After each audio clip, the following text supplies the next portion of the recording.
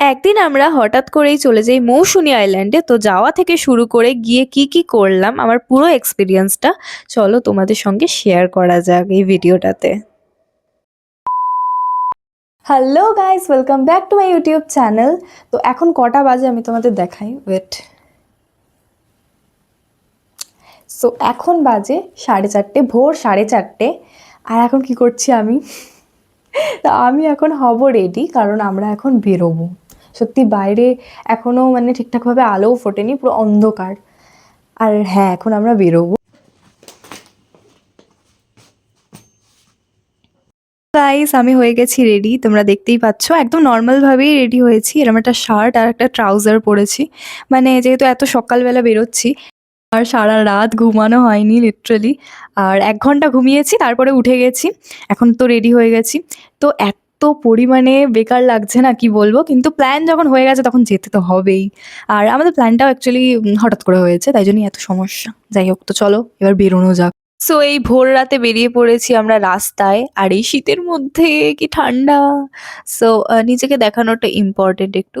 আর দেখো অলরেডি একটা train pass হয়ে গেছে। তো আমরা জানি না সেকেন্ড ট্রেনে উঠবো নাকি থার্ড। আর বাই গড, এই স্টেশনের সিনটা না একদম হরর মুভির লাগছিল। তো গাইস, চলে এসেছি এখন স্টেশনে।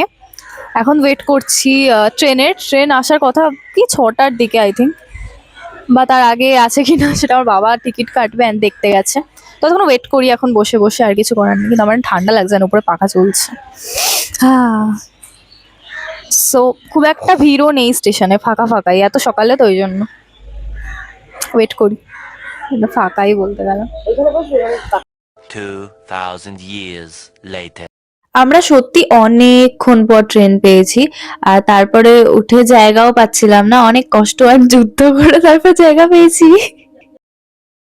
আমি ট্রেন থেকে নেমে পড়েছি প্রায় 2 ঘন্টা পর গাইস। আর আমি হাফ অফ দ্য টাইম ট্রেনে ঝিমাচ্ছিলাম, কিন্তু ওখানে এত আওয়াজ থাকে ট্রেনে, তো আমি ঘুমাতে পারিনি।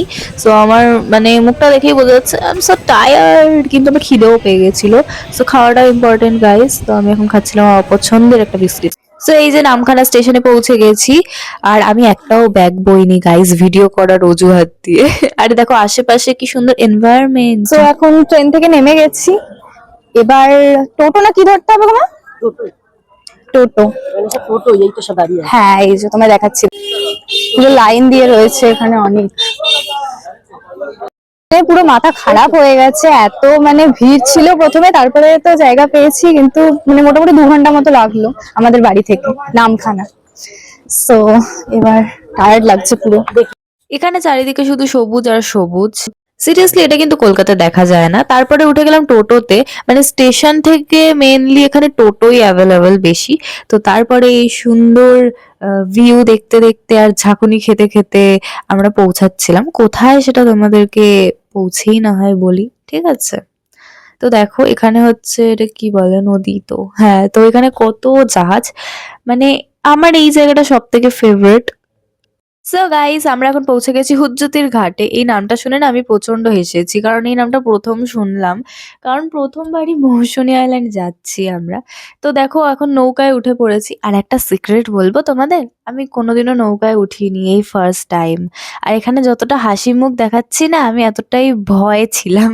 তো ফার্স্টে তো ওপরে বসেছিলাম বাবার সাথে নৌকার ওপরটায়, কিন্তু এত ভয় লাগছিল যখন ইঞ্জিনটা চালু করলো, তো আমি নিচেই বসে পড়েছি। সো এবার আমার মুখটা দেখে মনে হচ্ছে আমি অ্যাফ্রেড, তাই না? যাই হোক, ভিউটা কিন্তু অসাধারণ, এরকম প্রথমবার দেখলাম। কারণ আমি নৌকায় কোনো দিনও উঠিনি ছোট থেকে, খুব ইচ্ছে ছিল তবে। আর এবারে ওঠা হলো সম্ভব, কারণ হচ্ছে আমাদের একটা নদী পার করতে হতো মৌসুনী আইল্যান্ড যাওয়ার জন্য। কিন্তু এখানেই শেষ নয়, এখন ওই নৌকাটা থেকে নেমে আমাদের উঠতে হবে আর একটা টোটোতে। আর আমার একটু মাথা ঘুরছিল নৌকা থেকে নেমে, সত্যি বলতে। তো এবার উঠে গেছি আর একটা টোটোতে, এত ঝাঁকুনি খেতে খেতে না মাথাই খারাপ হয়ে গেছিল আমার। তো গাইজ ফাইনালি এবার আমরা একটা ক্যাম্পে এলাম। কিন্তু দুঃখের বিষয়টা হচ্ছে কি, এখানে একটাও রুম ফাঁকা ছিল না, সেটা আমরা পরে জানতে পারলাম। তো সব থেকে বড় ভুল হয়েছে এটাই যে বুক করে আসিনি আমরা। আমি এটাই রেকমেন্ড করব যে যারা আসতে চাও মৌসুমী আইল্যান্ডে, অবশ্যই বুক করে এসো, নাহলে এরকম আমাদের মতো ঝামেলায় পড়তে হবে। সো তারপরে আমরা গেছিলাম আর একটা ক্যাম্পে। তো তারপরে ফাইনালি আমরা ওখানে রুম নিই। আমাদের তখন এরকম একটা ব্যাপার ছিল যে অ্যাট লাস্ট পেলাম তো রুম, বিকজ আমরা এরকম হঠাৎ করে এসেছিলাম আর এখানে প্রথমবার। সো তাই জন্যই অতটা বুঝতে পারিনি। আর এই হচ্ছে আমাদের রুমটা অ্যান্ড এটা হচ্ছে ওয়াশরুম। সো তো যারা মৌসুনী আইল্যান্ডে গেছো তারা তো জানোই যে এখানে যে ক্যাম্পে থাকবো উইথ প্যাকেজ থাকে তার সঙ্গে। তো আলাদা করে যেহেতু এখানে কোনো হোটেলে খাওয়ার ব্যাপারটা নেই, তো আমরা যেখানে ছিলাম প্যাকেজ আর কি, তো অতটা স্যাটিসফাইড হইনি খাবারের টেস্টের সাথে বা খাবার নিয়ে। যাই হোক, গুড সাইডটাই বলি এবার তোমাদের। সো আমাদের যে ক্যাম্পটা ছিল তার পাশেই একদম রয়েছে সমুদ্র। আর এখানে সত্যি কথা বলতে মৌসুনী আইল্যান্ডে বকখালির থেকে বেটার, সমুদ্রটা অনেকটা কাছ থেকে। সো এখানে অনেক ভালো ভিউ নিতে পারবে। আর বাকি আমি সমুদ্রে খুব একটা কাউকে নামতে দেখিনি, খুব কম দেখেছি। আর এখানে অ্যাকচুয়ালি ক্যাম্পটায় না কাজ চলছিল যতদূর দেখলাম, তো ওই জন্য এরকম বাঁশ লাগছে। যদিও সন্ধ্যাবেলা হলে ভিউটা অনেকটা আলাদা, তো দেখতে থাকো তাহলে বুঝতে পারবে তোমরা। সো এখানে না একদম এরকম বাঁশ দিয়ে পুরো ওপরে যখন আমরা যাচ্ছিলাম, তো ওখান থেকে সমুদ্রটা পুরো দেখা যাচ্ছিল, এরকম একটা ব্যাপার। আর নিচে সব রুমগুলো রয়েছে। আর এখন আমাদের ব্রেকফাস্টের জন্য ডাকা হয়েছিল। সো দেখতেই পাচ্ছ এখানে রয়েছে আলুর তরকারি, লুচি আর ডিম সিদ্ধ, আর মিষ্টির মধ্যে রসগোল্লাও ছিল। তো আমার এখানে ব্রেকফাস্টের টেস্টটা মোটামুটি লেগেছে। আর খাবারের টেস্ট তো অবশ্যই সব ক্যাম্পে আলাদা আলাদা হবে, ভালো খারাপ। তো তোমরা অবশ্যই বুক করে তারপরে যেও, কেউ যেতে চাইলে। সো ব্রেকফাস্ট করে তারপরে তো ঘুমিয়ে পড়েছিলাম। এতটা পরিমাণে টায়ার্ড ছিলাম আর শরীরটা এত খারাপ লাগছিল, তো তোমাদের বলছিলামই তো ঘুমিয়েই নিয়েছিলাম। আর এখন কটা বাজে জানো? এখন বাজে ১:৩০। সো এবার লাঞ্চের টাইম হয়ে গেছে, এবার লাঞ্চ করতে হবে। মানে কোথাও ঘুরতে গেলে আমি এত ঘুমিয়েই অর্ধেক টাইম কাটিয়ে দিই যে কি বলবো। কারণ আমি টায়ার্ড হয়ে যাই তাড়াতাড়ি কোথাও এত জার্নি করে গেলে। তো এবার যাবো লাঞ্চ করতে, তো তোমাদের সাথে তখন শেয়ার করছি। আর এখন এই মাছ ভাজা খেয়ে ঘুমটা ভাঙলো আপাতত। মৌসুনী আইল্যান্ডে তো সবকটা ক্যাম্পেই একেবারে তাঁবু থাকবেই। তাঁবুতে আমার থাকার ইচ্ছে ছিল, কিন্তু জানি না কিরম এক্সপিরিয়েন্স হয়, কারণ আমি কোনোদিন থাকিনি। সো যাই হোক, এখন আমাদের চলে এসছে লাঞ্চ আর আমি নিয়ে নিলাম ফার্স্ট বাইট। আচ্ছা কি কি রয়েছে তো তোমরা দেখলেই। ডাল, তরকারি একটা, আলু ভাজা, আর ওদিকে ছিল কাতলা মাছের কালিয়া আর চিংড়ি মাছের একটা আইটেম। তো আমি এখানে খাচ্ছিলাম, বাট কথাটা হচ্ছে গিয়ে মানে একদমই খিদে ছিল না। মানে শুধু কি ঘুমালে আর ব্রেকফাস্টটা হজম হয়ে যায় বলো? কিন্তু খেতে তো হবেই, সো তাই জন্য খাচ্ছিলাম। আর চলো এবার তোমাদের একটুখানি ভালো করে দেখানো যাক। তো এবার আমি নিয়ে নিচ্ছিলাম কাতলা মাছের কালিয়াটা। লিটারালি সবার ঘুরতে গিয়ে আমার আগে খাওয়া হয়ে যায়। কিন্তু আমার সবথেকে লাস্টে খাওয়া হয়। কারণ এই যে ভিডিও করতে গিয়ে আমার অনেকটা লেট হয়ে যায় খেতে। আর এমনিও সত্যি কথা বলতে আমি স্লো ইটার। কিন্তু হ্যাঁ, যারা আমার চ্যালেঞ্জ গুলো দেখেছো তারা জানো ভালো মতে যে তখন আমি কতটা তাড়াতাড়ি খেতে পারি। তো যাই হোক, এবার একটু ফুড ব্লগার মতো রিভিউ তো দেওয়া যেতে পারে। না, যদিও গাইস ওটা আবার আমার দ্বারা হবে না। তো ব্লগার্সরা ব্লগারের জায়গায় থাকুক আর ফুড ব্লগার্সরা ওদের জায়গায় থাকুক। তারপর লাস্ট পাতে ছিল পাঁপড় আর চাটনি। Later. সো তারপরে একেবারে বেরিয়ে পড়েছিলাম বিকেলের দিকে। আর এখন ডিসাইড করে নিয়েছিলাম যে যাব সমুদ্রের নিচে একদম, মানে আর কি সমুদ্রের নিচে আমি কি সব বলছি। যাই হোক, মানে নিচে যাব, সমুদ্রের ওখানে একবারও যাওয়া হয়নি। আর দেখো এখন ছিল সানসেট হচ্ছিল, এই ভিউটা কিন্তু দারুণ সত্যি। আর আমাকে ক্যাপচার করবো না এটা কি হতে পারে বলো? এখনো তো নিচে যাইনি পুরোপুরি, এখনো ছিলাম আমাদের যে ওপরে বাস দিয়ে যে তৈরি রয়েছে না একদম, কি বলবো, যেটা একদম উপরে উঠে ওখান থেকে দেখা যায় সমুদ্র, ওখানটাতেই ছিলাম আপাতত। তো একটু পরে যাব সমুদ্রের ওখানে। আর তোমরা জাস্ট দেখো আর কতটা পরিমাণে হাওয়া দিচ্ছিল, এ থেকে এটা বোঝা যাচ্ছে। আমার বিশাল ঠান্ডা লাগছিল। আর এখন পুরো বিকেল হয়ে গেছে। সো এবার যাব সমুদ্রের ওখানে। প্রচন্ড আওয়াজ আসছে এখান থেকেই, মানে এখন নিচে আছি, এই যে ওপর থেকে উঠতে হবে, দেন তারপর ওখান থেকে নামতে হবে সমুদ্রের একদম সামনে যাওয়ার জন্য। যেমন তোমরা দেখিয়েছি আগে ভিডিওতে ওটা। যাই হোক, সো এবার যাই, দেখি। সকালে গেছিলাম একবার, তারপর আর যাওয়া হয়নি। তো এখন যাব, এখন একদম সমুদ্রের মানে নিচে যাব ওখানে। ঠান্ডা ঠান্ডা লাগছে তো হালকা গো মা। ও, এখন ঠান্ডা ঠান্ডা পড়ে গেছে না হালকা। সব ভালো লাগছে, তোমার কেমন লাগছে? ভালো লাগছে রে, এখানে তাই টেন্ট করা। সো এই দেখো সানসেট হচ্ছে। আর আমার মা তো আসছিলই না অনেকক্ষণ এখানে, আমার মায়ের সব থেকে বেশি ঠান্ডা লাগছিল মনে হয়। তো এবার আমরা যাব নিচে। সো আমি এখানে মাকে ডাকছিলাম কিন্তু মা আসছিল না, কারণ এত উপর থেকে নিচে নামতে ওরাই ভয় বসে থাকো। পাচ্ছিল। তো আমরা নেমে গেছি, আমি আর বাবা। আর এই দেখো, সানসেটের সময় না সমুদ্রের ভিউ অসাধারণ, সত্যি মানে দারুণ লাগছিল আমার তো। সো গাইস এখন পুরোটা একবার হেঁটে দেখছি, মানে প্রচুর বড় সমুদ্রটা, তো পুরোটা তো কভার করা সম্ভব না। দূর থেকে কেমন লাগছে দেখো সমুদ্রটা, আর এখান থেকে অনেকগুলো নৌকাও যাচ্ছিল। আমি কিছু কিছু ভিডিও নিয়েছি। আর আশেপাশে একটা কাউকেও আমি দেখলাম না সমুদ্রের আশেপাশে, জাস্ট দেখো পুরো ফাঁকা। আমরা যখন বেরিয়েছিলাম শুধু মানে আর কেউ ছিল না। তো একটু কাছে গেছিলাম, সেরকম একটা নিচে নামিনি সমুদ্রে, সেরকম একটা কেউ নামে না আমি যতদূর শুনলাম। তো এখানে না বকখালি দীঘা এর থেকে অনেকটাই আলাদা এই জায়গাটা। মানে ওখানে যেমন মানে ওখানে অনেক দোকানও রয়েছে বিচের সামনে, অ্যান্ড ওখানে অনেক মানে সারাক্ষণই মানুষ থাকে বিচের সামনে ভর্তি। ওখানেও অনেক দোকান থাকে, মানে ব্যাপারটা অনেকটা আলাদা, আর এখানে অনেকটাই সাইলেন্ট টাইপের, অনেকটা আলাদা। তো যাই হোক, সমুদ্রের স্রোত ছিল অনেক, আমি গেছিলাম কিছুটা সামনে এখানে জাস্ট। কিন্তু খুব ফাঁকা ফাঁকা, দেখো সেরকম কাউকে দেখতে পাবে না, একদম ফাঁকা, অল্প কয়েকজন আছে এখানে। মানে আমি যেটা দেখলাম এসে সেটা হচ্ছে মানে অতটা এখানে ভিড় বা অতটা মানে লোকের ভিড় নেই। যেমন তোমাদের দেখালাম যে অনেকটাই ফাঁকা ফাঁকাই ছিল সমুদ্রের কাছেও। তো চারিদিকটা অনেকটা ফাঁকা ফাঁকা, খুব একটা মানুষ ভিড় এসব নেই। অ্যান্ড এখানে একটা ফ্যামিলিও সেরকম নেই, আমি যতদূর দেখলাম আজকেই এসছি। তো আমরাই মনে হয় একটা ফ্যামিলি, আর কোনো ফ্যামিলি আমি এখানে খুঁজে পাইনি যে সবাই মিলে মানে এসছে ঘুরতে। এখানে বেশি সবাই ফ্রেন্ডস এরকম আসে ঘুরতে। যাই হোক, আর কি, তাও ভালো লাগছে মোটামুটি, আমার লেগেছে এখানে এসে নিজেদের মতো নিজে মজা। আর এখানে তো প্যাকেজিং সিস্টেম খাবারটাও, মানে কোনো রেস্টুরেন্ট বা কোথাও আলাদা করে কিছু তো মানে খুঁজে খেতেও হবে না, লাইক মানে এখানেই বসে বসে সব, কারণ এখানে প্যাকেজ। ফার্স্ট টাইম এলাম, এক্সপিরিয়েন্সটা মোটামুটি। কিরকম ভয় পেলে শুধু বলো, যে সমুদ্রের সামনেই যাওনি তুমি? খুব ভয় লেগেছে আমার, এত হাওয়া আর এত জলের টান দেখেই মানে ভয় লাগছে, এত জলে ফেনা কাটছে। আমি আর বাবা গেছিলাম, মা যায়নি নিচে, এত ভয় লাগে। আর এখন অ্যাকচুয়ালি জলটা অনেকটা কাছাকাছি সামনাসামনি চলে আসছে, জোয়ার টোয়ার আছে হয়তো।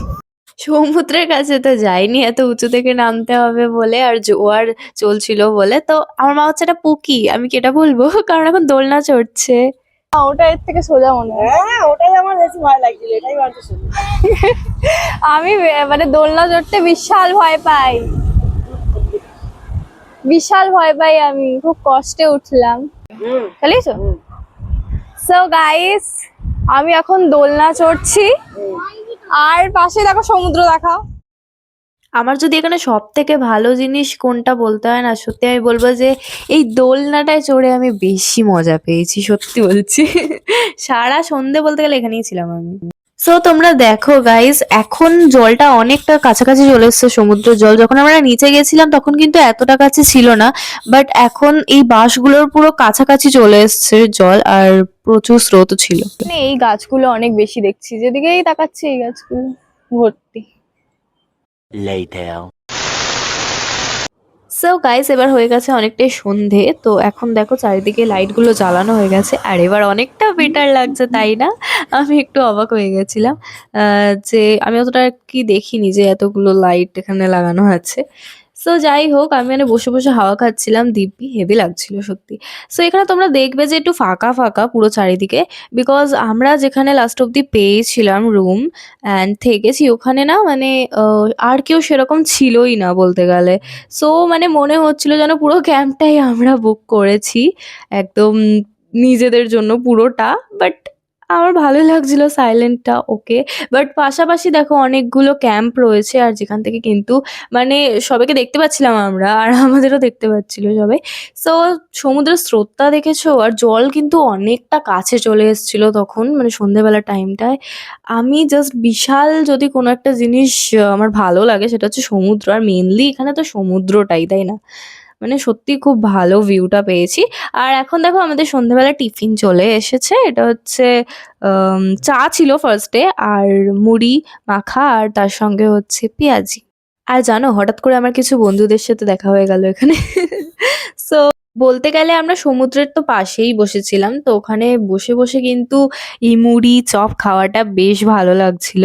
শীতকালে কিন্তু সন্ধেটা তাড়াতাড়ি হয় বলে এখানে পুরো অন্ধকার লাগছে। বাট তখন অতটাও বাজেনি। মানে ওই 5:30 এরকম কিছু। বাট খাচ্ছিলাম তখন টিফিন। গাইস এখন দোলনা চড়ছি আবার, মানে এই জায়গাটা একটু বেশি পছন্দ হয়ে গেছে, তো ওই জন্য এখন আবার দোলনা চড়ছি। এখন সন্ধে হয়ে গেছে অ্যাকচুয়ালি। আর একটু রিলস বানাচ্ছিলাম, ড্যান্স ভিডিওস তোমাদের সাথে তাড়াতাড়ি শেয়ার করবো, বা হয়তো এই ভিডিওটার আগেই তোমরা দেখে নেবে সেগুলো। কারণ ভিডিও এডিট করে আপলোড করতে করতে আমি জানি না কবে করবো, টাইম তো লাগবে। আর একজন যার যার আমার মতোই ভালো লেগে গেছে দোলনাটা, ভিডিও করছে, মানে ভিডিওই করে যাচ্ছে সারাদিন। আমার বাবা কত ভিডিও যে করছে জানি না, আমি আমার থেকে বেশি ভিডিও করে ফেলছে বলতে। এই যে চারিদিকটা ঠিক এরকম লাগছিল আমাদের ক্যাম্পটায়। বেশ সুন্দর, তাই না? শুধু লাইট আর লাইট। যাই হোক, অনেক সমুদ্রের ভিউ নিতে নিতে গল্প করতে করতে অনেকটা রাত হয়ে গেছিল। তো এবার আমাদের ডাকা হয় ডিনার করতে। আর ডিনারে কি কি ছিল চলো তোমাদেরকে একটু বলি কি কি ছিল প্যাকেজে। সো এই যে রাইস, আর তার সঙ্গে এরম ঝুরি আলু ভাজা, আর হচ্ছে ডাল আর চিকেন। আর কি বলবো গাইস, এতটা পরিমাণে ঠান্ডা লাগছিল না, কি বলবো, মানে বলতে গেলে সমুদ্র কিছুটা দূরেই মানে খেতে বসেছিলাম। সো বিশাল ঠান্ডা লাগছিল, বিকজ শীতকাল তো চলেই এসছে, তখনও মোটামুটি শীত ছিলই অনেকটাই। সো এখানে আমি ফার্স্টে নিলাম ডাল কিছুটা, তারপর আলু ভাজা দিয়ে খাওয়া স্টার্ট করলাম। সো আমি কিছুটা ক্লিপ তুলতে পেরেছি, মানে আমি ভিডিও করার চেষ্টা করেছি মোটামুটি। তো তারপরে নিয়ে নিয়েছি চিকেন। মেইনলি আমি চিকেনের ঝোল খেতে খুব একটা পছন্দ করি না, বাট এখানে ছিল পুরোই ঝোল। আর এখানে দেখো জাস্ট ওর পাত থেকে এই তুলে নিচ্ছে, ওই তুলে নিচ্ছে, এই চলছিল। মানে আমি খাই না অনেক কিছুই, সো আমি আমার পাত থেকে আর কি তুলে নিচ্ছিল সেই কারণে। যাই হোক, সো চলো এবার খেয়ে নিই। The next day. Guys good morning, মানে এখন তো সকাল। সো এবার বেরিয়ে যাব, রেডি হয়েই গেছি। তো এবার করব ব্রেকফাস্ট, অ্যান্ড ব্রেকফাস্টটা তোমাদের সঙ্গে শেয়ার করছি না, সেম ব্রেকফাস্টই আছে যেরকম কালকে ছিল, যেহেতু এটা প্যাকেজ হিসেবে। যাই হোক, তো তারপরে বেরিয়ে যাব। সো গাইস, মৌসুনি আইল্যান্ডে আরো অনেক কিছু করা যায় যেটা আমরা পরে জানতে পারি। সো এবার না হয় প্রথমবার গেছি আর অতটা না জেনে হঠাৎ করে, সো তাই জন্য অতটা ভালোভাবে সব এক্সপিরিয়েন্স করা হয়নি। বাট সেকেন্ড বার এলে অবশ্যই তোমাদের সঙ্গে শেয়ার করব। অ্যান্ড এখন আবার উঠতে হয়েছিল নৌকাতে বাড়ি আসার সময় আমাদের। তো চলো আজকে ভিডিওটা এখানেই এন্ড করছি। তোমরা সবাই লাইক করে দিও, আর চ্যানেলটাকে সাবস্ক্রাইব করতে ভুলো না এরকম নিউ ভিডিওস দেখার জন্য। So tata.